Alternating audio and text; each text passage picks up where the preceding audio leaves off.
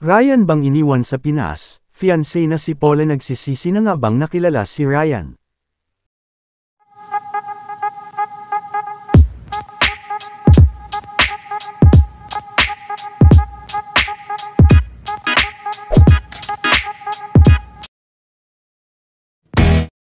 Matapos ang ilang linggo ng pagputok ng balita ng hiwalayan nila Ryan Bang at fiancé nitong si Paula, ay tila malabo na nga ang magkaayos pa ang dalawa dahil, bukod sa mga pahiwatig ni Paula at pag-like nito sa mga post na may kinalaman sa pagsisisi sa pagpapakasal umano sa maling tao, ay nasa ibang bansa na rin ito.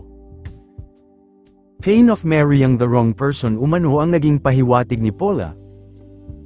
Palaisipan naman hanggang ngayon kung ano tunay na dahilan ng hiwalayan ng dalawa.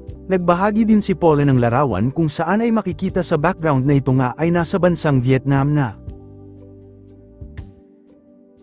Sa mga cryptic post din ito ay kanyang pinapahiwatig na wala umano itong kinalaman sa pera. It has nothing to do with money, at sanay din umano itong magsuot ng mga hindi mamahaling damit. Samantala natanong naman si Ryan kung single ba ito, ngunit hindi naman ito nagbigay ng kanyang sagot. Single ka ba? Ha? Single ka ba? Yung player? Hindi. Yung Korean yan. Hindi yung number, yung handi. Marami naman ang humihiling na magbigay na ng pahayag si Ryan tungkol sa isyong ito. Samantala si Vice Ganda naman ay nananawagan na dumalo sa magaganap na rally umano bukas. Inaasahan din na dadalo ang ilan pang mga kapamilya artist bukas. Kung dadalo si Vice bukas ay malamang na uuwi na rin ito ngayon galing sa Disneyland sa kanilang shooting.